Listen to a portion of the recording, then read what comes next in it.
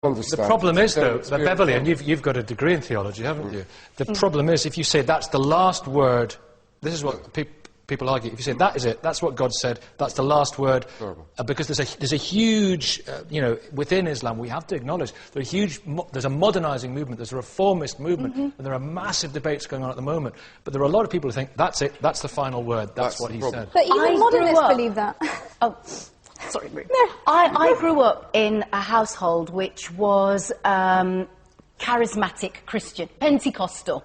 So the Word of God was, as far as the Bible was concerned, it was literal, from God's mouth. Now, you had members of my extended family who took that, as far as I was concerned, to the nth degree and would, you know, have rows whether women should wear trousers, is that scriptural or not, or, you know, whether women should have their hair in braids because, you know, that's stupid things that to me are trivial. But that just goes to highlight that in every single religion, particularly monotheistic religion, you are going to have different denominations who will interpret things differently. I grew up in Wolverhampton, everybody knows that.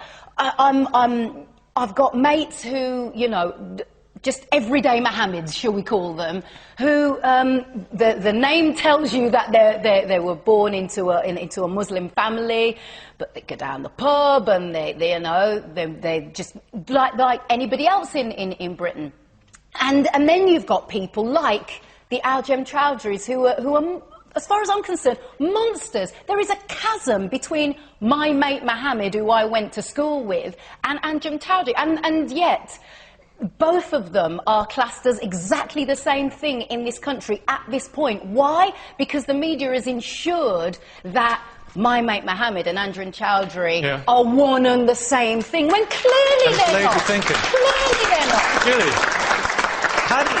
how do we get away from the lazy thinking and to excuse the media and to excuse the press, 9/11, 7/7, all the many people who call themselves Muslims and perhaps wrongly interpreted the text have, you know, plotted to murder people. So you can understand why there is a PR problem, can't you, Julie?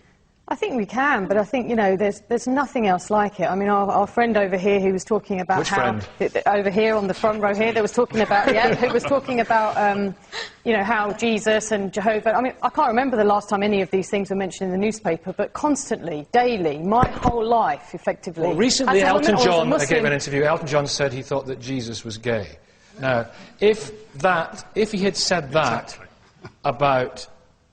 I hesitate to say it. I don't want to offend people. You know what I'm thinking. What would the reaction have been? Of course, and to be honest, the reaction from some would have been completely unacceptable and over the top. What we're saying here is brilliant. I love the fact that Islam has a range of opinions and you can have a discussion. I love the fact that we have a panel, there's many people who have different views, etc. But I think people just don't realise when they say that Islam is skirted around and that Muslims are not treated badly in the press, I don't think people actually realise what it's like on a day-to-day basis for us to once again see things out in the open in a way that's just unacceptable and would not be acceptable with any other group of people. That's why it's really... Sorry, we're not talking about Iran, we're talking about this country. We're talking about this country. What happened to you in Iran was to do with the regime. Shiva, can I ask you a question? It was to do with the regime. It was to do with the misogyny in Iran. It was to do with the culture in Iran. So how come before that it wasn't like that? How come before that? How come as soon as Islam... Because people are misinterpreting the religion. No, it's not. And they weren't Muslims.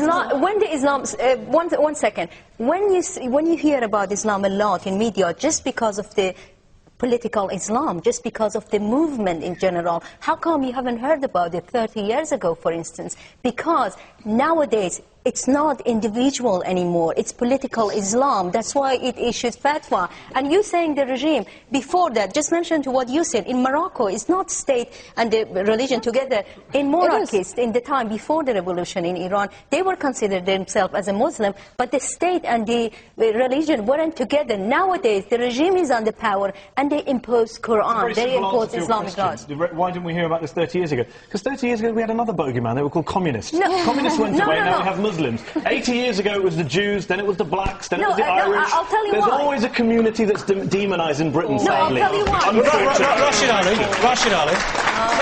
There is another distinction, which is the fact that, you know, looking at Khomeini was heavily influenced by Maududi. One of the things that Maududi's son writes in his biography is the correspondence between the two.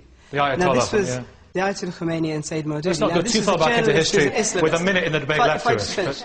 So, you had radical Islamists, and this was a movement that then took power in Iran. So you had a very radical interpretation that decided to become politicised and impose itself over the people, which is why you didn't have it 30 years ago. But Islam has been in Iran for centuries. So it is to do with a very, very extreme politicised interpretation of Islam, which is enforced over the society.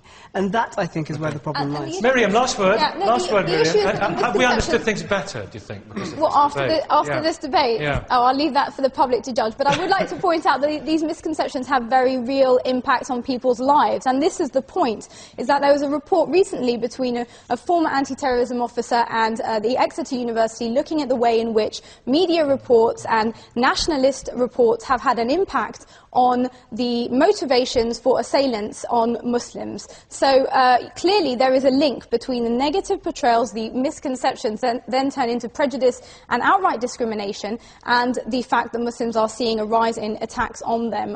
Islamophobia essentially is on the rise.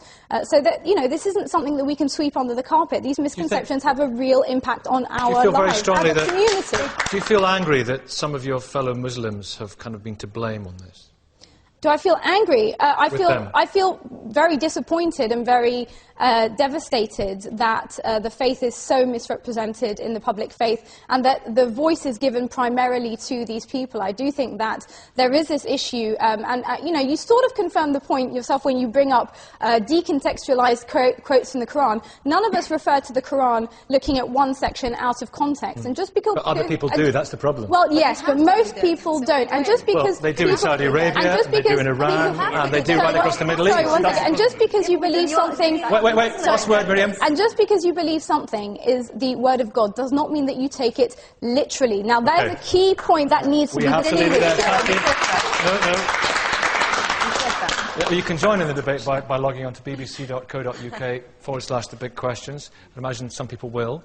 And you can follow the link to our message board and send us your thoughts about our last debate. Should voting be compulsory?